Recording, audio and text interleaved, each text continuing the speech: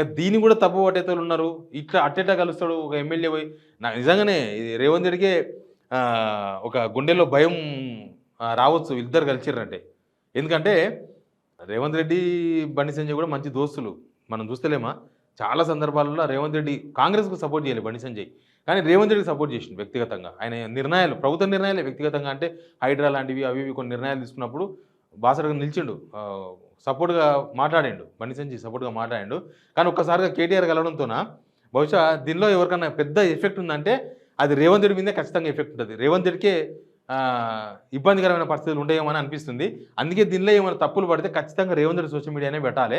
But ఇట్లాంటి సిట్యుయేషన్‌లో ఒక కేంద్ర మంత్రి, ఒక కాన్స్టిట్యూన్సీకి సంబంధించిన ఎమ్మెల్యే, సిరిసిల్ల ఎమ్మెల్యే ఆయనే కదా! కలవడంలో తప్పడాల్సిన అవసరం ఏం లేదు. అడిగితే కూడా తప్పేం లేదు. కాకపోతే రాజకీయ వైరుధ్యం, రాజకీయ ప్రత్యర్థులు, రాజకీయ శత్రుత్వం ప్రత్యర్థులు కూడా కాదు. శత్రుత్వం ఉన్న నేతలు కలవడంతోన కొద్దిగా ఇంట్రెస్ట్‌గా అనిపించింది. ఈ వీడియో నిజంగానే చాలా ఇంట్రెస్టింగ్ వీడియో ఇది. ఫ్యూచర్ రాజకీయాలకు చాలాకి ఇదొక బేస్ అయితదేమో. అంటే ఫ్యూచర్‌లో ఫ్యూచర్ రాజకీయాలంటే మళ్ళీ బీఆర్ఎస్, బీజేపీ కలుస్తారని అనుకునేరు. ఏమో మనం ఏం చెప్పలేం గానీ